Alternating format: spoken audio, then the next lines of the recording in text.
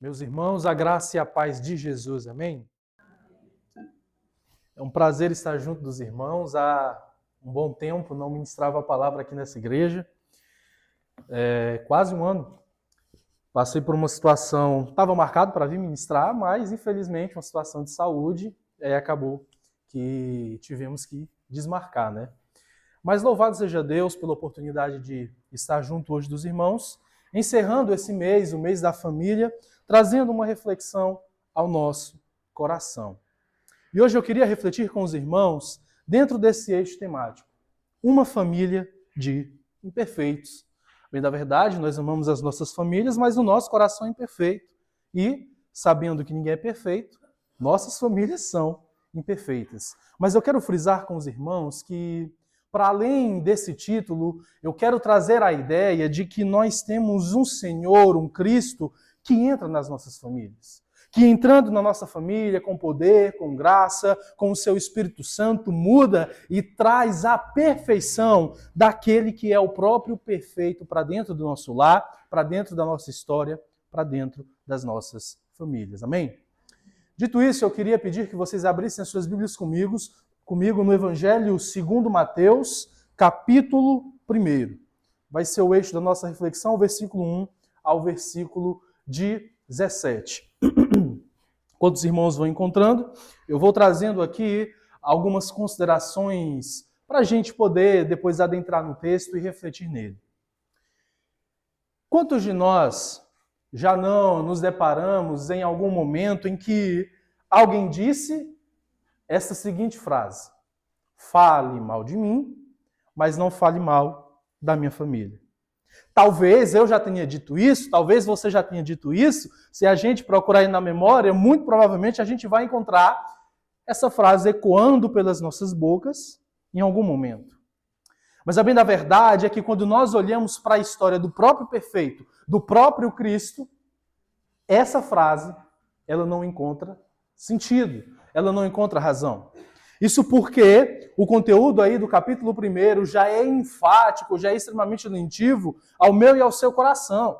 Mostrando para mim, mostrando para você, que apesar de nós podermos fazer parte de famílias muito boas, vide que Cristo é descendente de Abraão, ele é o pai da fé, ele é descendente de Davi, o grande rei de Israel, ele é descendente de Salomão, o rei mais sábio e rico do Oriente. Mas apesar de tudo, nenhuma família é perfeita. Há famílias com desgastes, há famílias com conflitos, há dificuldades nas famílias. Olhando para o próprio Cristo, ele é descendente, por exemplo, de Tamar. Tamar que se envolveu, veja só, numa relação sexual ilícita, incestuosa, com o seu sogro Judá, se passando por uma prostituta e concebe, engravida dele. Jesus, ele é descendente de Raabe, a prostituta que morava nas muralhas de Jericó. Ele é descendente de Ruth, uma moabita, que por certo tinha outros deuses na sua localidade. Jesus é descendente de Batseba, aquela que, em adultério, junto com o rei Davi, concebeu uma criança. Criança essa que foi recolhida pelas mãos do Senhor. Porque essa criança, sendo descendente da realeza de Israel, passaria por inúmeras dificuldades, passaria por inúmeros preconceitos, ao ser a concepção de um adultério do rei. E fruto ainda desse relacionamento, fruto ainda desse adultério, a morte de Urias, que era comandado por Davi. Há todo esse histórico na família de Jesus. Mas aqui nós também encontramos algo consolador para o nosso coração. Porque Jesus nasce nessa família. E ele nasce nessa família sendo o próprio eixo de restauração dessa família. De todos aqueles que lá no passado creram na promessa do Messias. E de que quando ele esteve entre nós, daqueles que creram nele. E ele continua sendo esse Cristo que tem poder, que tem graça para adentrar as nossas famílias, adentrar os nossos lares, adentrar o nosso coração, para reunir, para unificar relacionamentos, para construir algo novo diante daquilo que parecia quebrado, diante daquilo que parecia ser impossível de ser construído diante dos olhos humanos.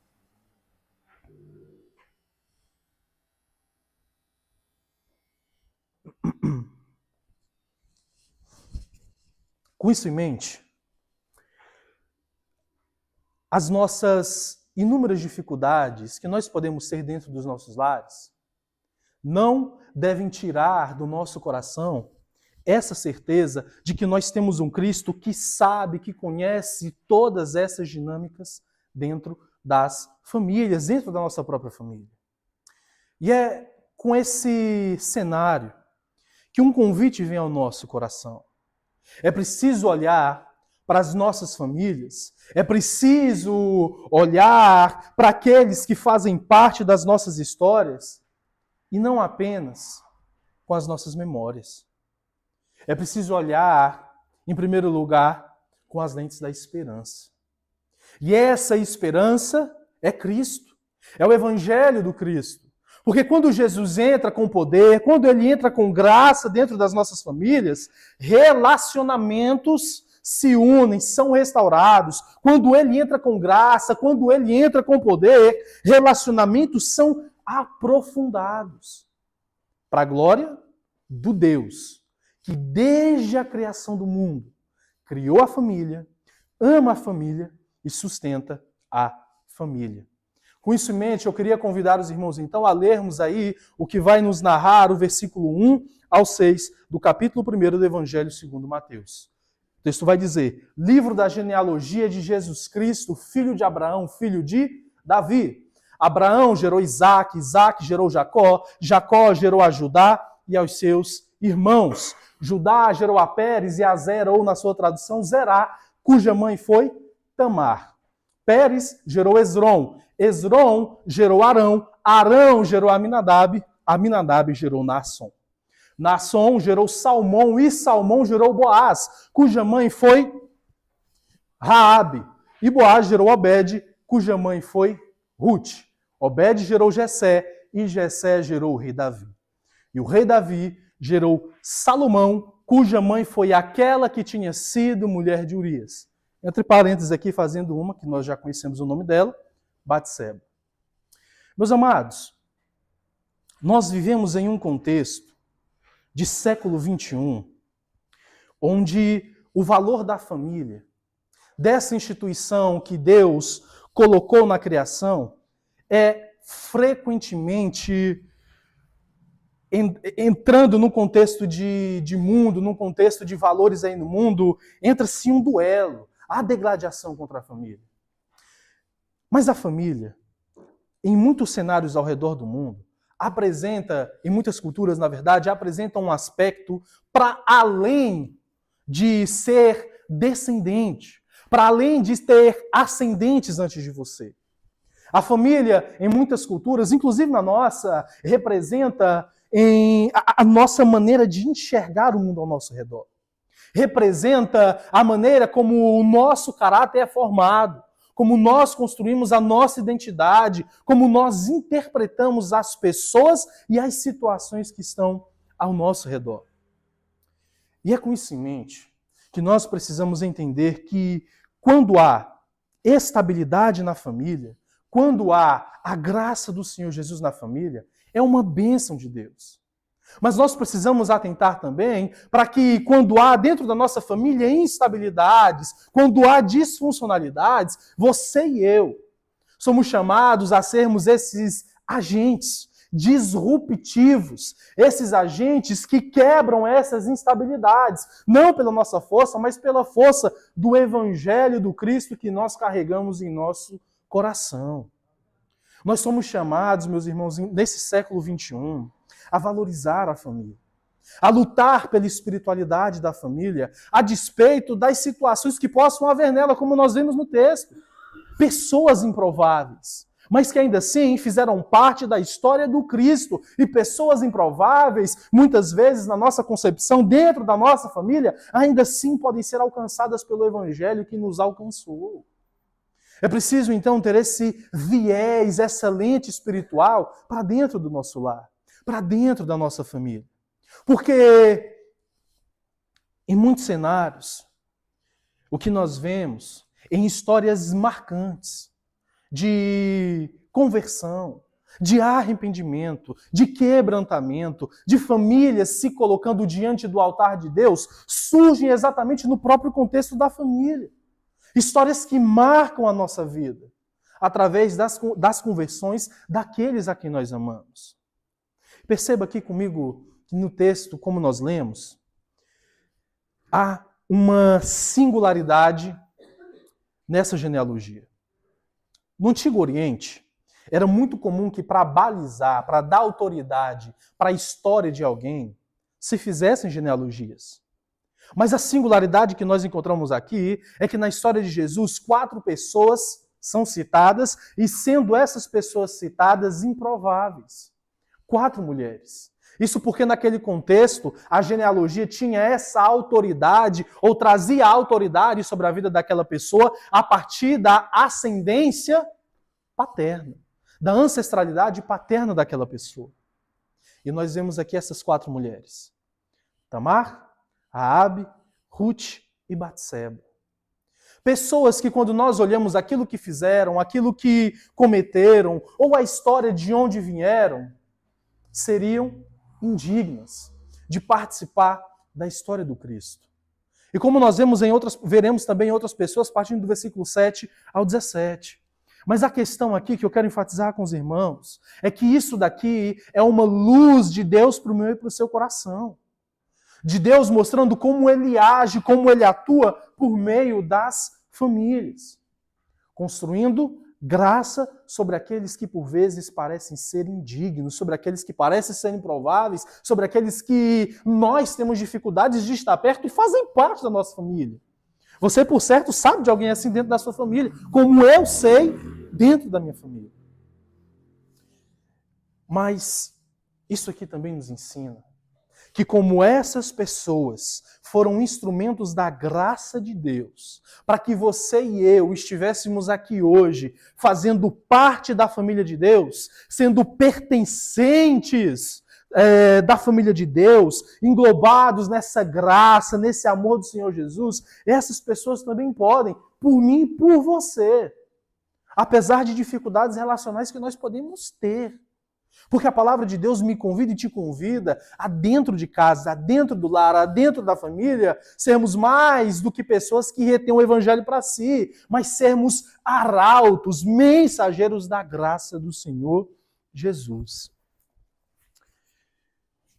É certo também que, em muitos momentos, nós corremos o risco de deixar de enxergar essa importância, de deixar de sermos esses emissários, esses agentes da graça. Isso porque uma dificuldade é intrínseca ao nosso coração. Nós temos dificuldade de ver transformação naqueles que são mais próximos de nós, naqueles que nós já conhecemos a vida, naqueles que nós já conhecemos a história. Mas, meus queridos, onde nós erramos aqui, quando esse pensamento encontra espaço no nosso coração, é de esquecer de olhar para a história de Jesus. Jesus veio de uma família com todas essas complexidades, marcado por traumas geracionais, marcado por pecados que estavam ali nos seus ancestrais, nos patriarcas, marcado por pecados geracionais dos reis que foram se sucedendo em erro após erro, erro após erro. Nós temos um Cristo que sabe o que são essas marcas, que sabe o que são erros geracionais, que sabe o que são ciclos se perpetuando dentro de uma família. Isso ensina para mim, isso ensina para você que Ele não é um Deus apático, que Ele não é um Deus alheio, mas é um Deus que sabe aquilo que se passa no nosso coração. É um Deus que sabe aquilo que se passa dentro dos nossos lares, dentro das nossas famílias. E nós temos um Deus que cumpre as suas promessas, que traz graça, que traz luz às famílias por meio de pessoas de dentro da família. Perceba que, com isso, olhar somente para o passado com as memórias, olhar somente para mágoas, olhar somente para as dificuldades, olhar somente para aquilo que feriu, diante do Evangelho, nós somos então chamados a nos distanciarmos desse olhar, a olharmos com graça, apesar, como já referenciado, de em muitas ocasiões haver dificuldade de termos esse olhar. Mas o Evangelho nos concita, nos convida, nos conclama a termos esse cuidado com as nossas famílias. Isso aqui é uma luz que traz esperança. Esperança para a família. Esperança para que, diante das instabilidades, nós sejamos esses agentes disruptivos. Esses agentes que, conhecendo os históricos, buscam levar para dentro da família a graça que edifica casamentos, a graça que edifica filhos, a graça que edifica netos, a graça que constrói dentro do lar uma maneira de enxergar o mundo diante daquele que é perfeito. Uma maneira de enxergar o mundo com a cosmovisão, com a visão celestial, com a visão de Deus. É trazer esse amor, é trazer esse evangelho fulgurante, esse evangelho que arde no nosso coração para dentro do nosso lar, e isso se incendeia para a nossa família também. Porque dentro da família, aquele lar, aquele grupo que tem um evangelho enraizado, tem uma coisa diferente. Chama a atenção. E aí nós encontramos então as oportunidades concretas de manifestar o amor, de manifestar a graça, de manifestar o caráter do Espírito Santo que você conhece, do Espírito Santo que eu conheço, que nós conhecemos. É olhar para esse cenário, entendendo que, de pouco em pouco, apesar das dificuldades que nós podemos ter, o Evangelho vai sendo infundido, vai sendo inoculado dentro do lar, vai sendo inoculado dentro da família. Ao passo de que Deus age não pelo meu mérito, não pelo seu mérito, mas apesar dos nossos deméritos. E Ele age assim para que a graça dele, para que o poder dele, para que a glória dele seja manifesta. E usando as nossas vidas. E no processo, usando você e lapidando você, lapidando e cuidando do seu coração.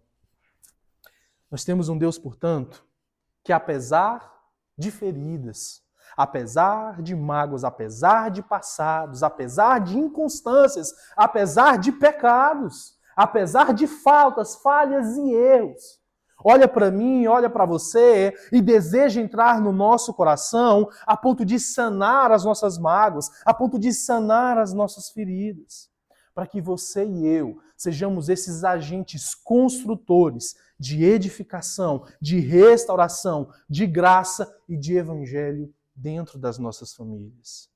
Dito isso, com isso em mente, nós podemos continuar dentro do texto que vai iniciar do versículo 7 ao 17, nos dizendo o seguinte: Salomão gerou Roboão, Roboão gerou Abias, Abias gerou Asa, Asa gerou Josafá, Josafá gerou Jorão, Jorão gerou Uzias, e Uzias gerou Jotão. Jotão gerou Acás, Acás gerou Ezequias, e Ezequias gerou Manassés. Manassés gerou Amon, Amon gerou Josias, Josias gerou Jeconias e os seus irmãos no tempo do exílio na Babilônia. Depois do exílio na Babilônia, Jeconias gerou Salatiel, Salatiel gerou Zorobabel, Zorobabel gerou Abiúde, Abiúde gerou Eliaquim, Eliaquim gerou Azor, Azor gerou Sadoque, Sadoque gerou Aquim, e Aquim gerou Eleazar. Eliúde. Eliúde gerou Eleazar, Eleazar gerou Matã, Matã gerou Jacó.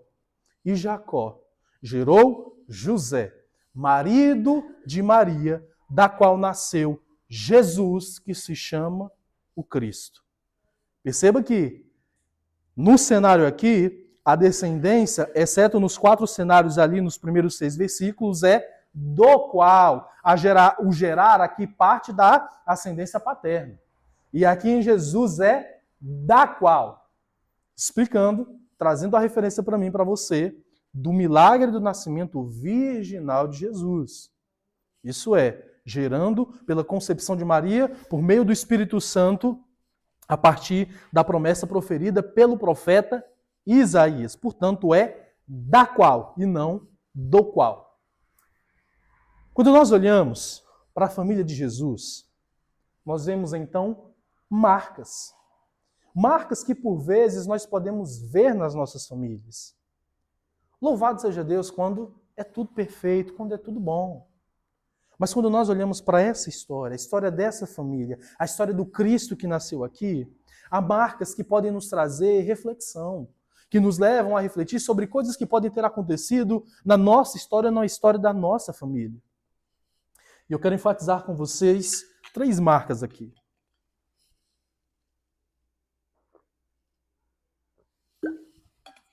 Em primeiro lugar, na família de Jesus, houveram marcas de mentiras. Lembrem que os patriarcas, diante da carnalidade, diante do medo, diante da fragilidade dos seus corações, eles mentiram para proteger as suas vidas. Olha Abraão, olha Isaac, olha Jacó. Mas, meus amados, as famílias carregam promessas do Senhor. E diante do arrependimento, diante do contritamento, diante da submissão ao Senhor, Deus não abandonou eles. Como também não abandona as nossas famílias quando há arrependimento genuíno, quando há contritamento. O que nós vemos aqui é justamente trazendo para o nosso coração esse cenário de que, apesar dessas falhas, quando há o arrependimento genuíno no coração, há espaço para o perdão. E onde há o perdão, há a graça de Deus para ser inoculada ali. E o Evangelho encontra espaço para se aprofundar. O Evangelho encontra um solo fértil para gerar raízes no lugar, na família, no lar que há perdão. Segunda marca. Em segundo lugar, na família de Jesus, houveram marcas de violência. O rei Davi, o grande rei de Israel, foi um homem sanguinário. Foi um homem que carregou nas suas mãos as marcas das guerras, as marcas das violências. O rei Davi, o grande rei, foi um homem que mostrou um pecado profundo no seu coração, ao tramar um plano para matar Urias. Foi um rei que carregou marcas de sangue em suas mãos. Um homem falho.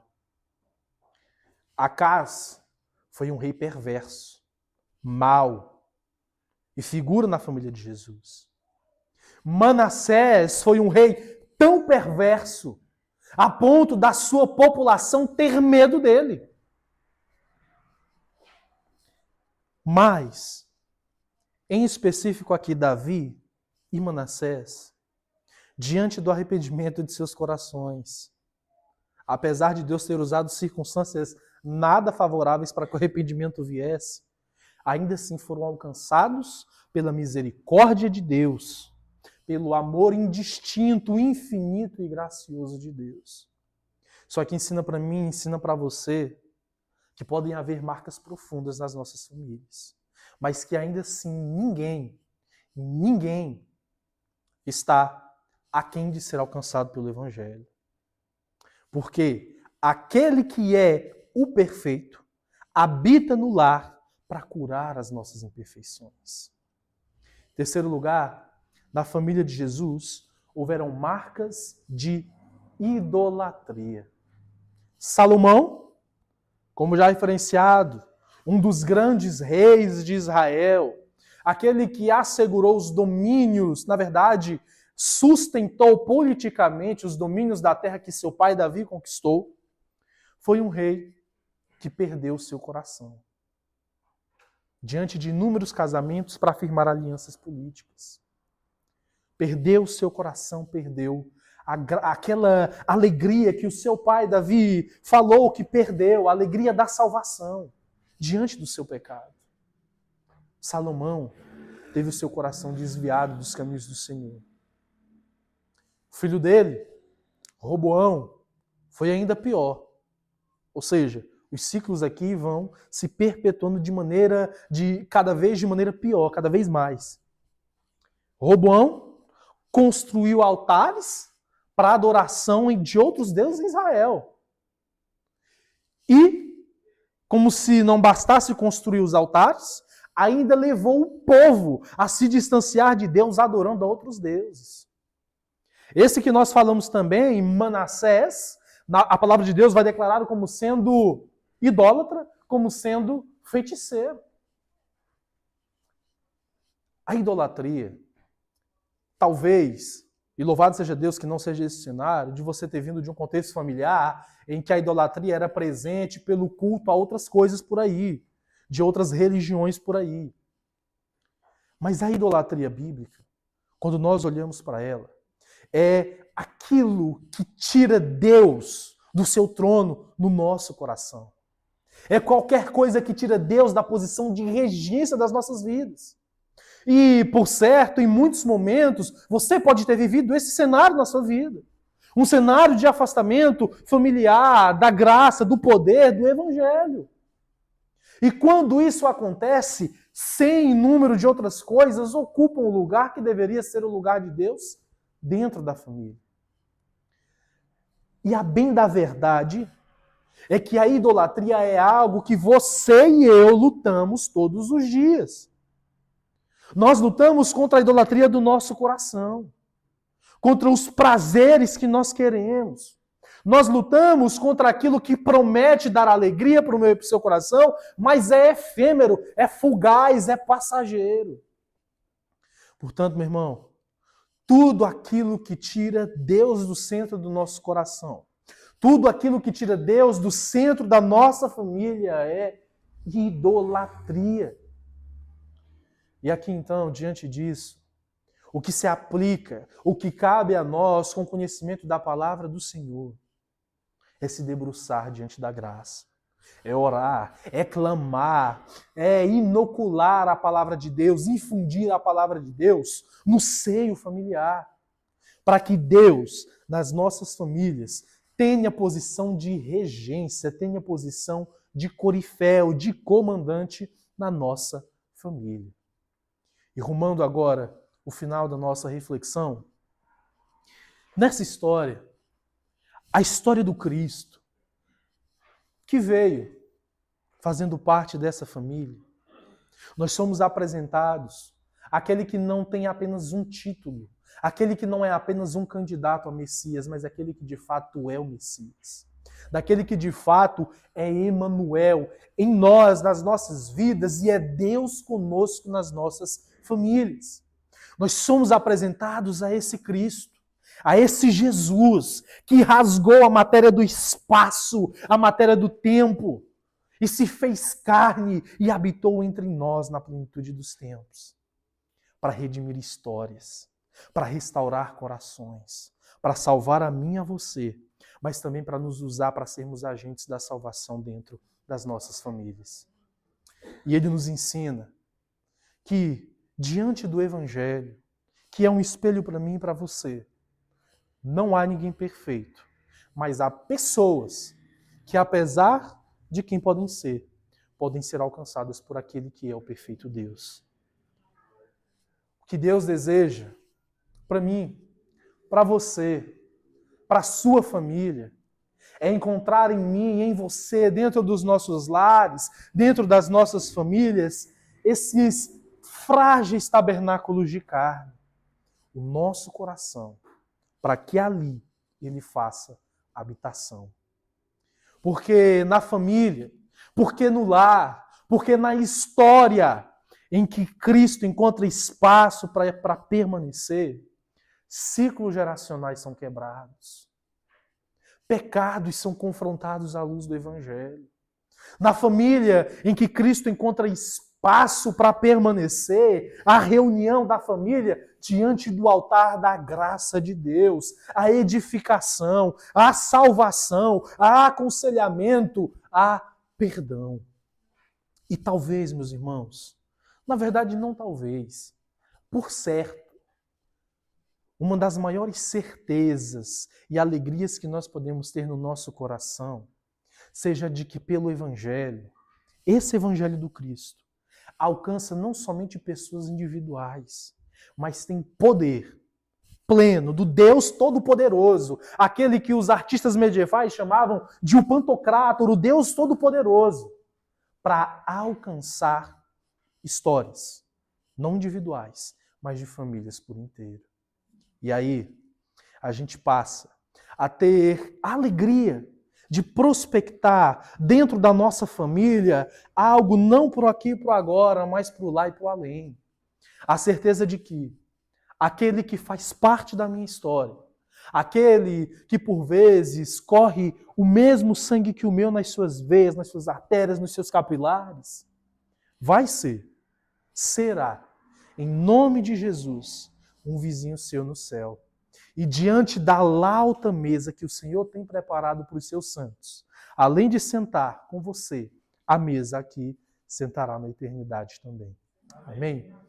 Que Deus nos ajude, meus irmãos, a termos esse evangelho gracioso para as nossas famílias, enraizado nos nossos corações. Amém?